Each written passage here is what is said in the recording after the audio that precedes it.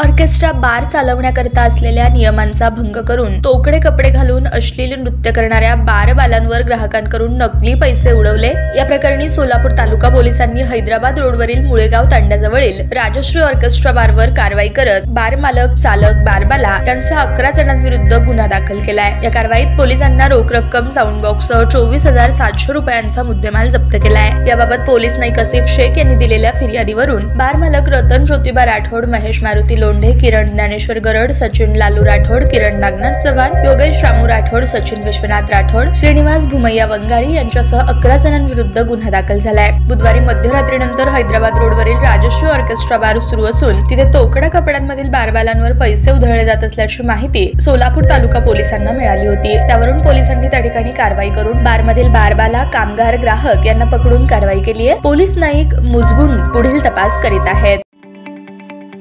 ताज्या बातम्या पाहण्यासाठी प्राईम महाराष्ट्र न्यूज चॅनलला सबस्क्राईब करा।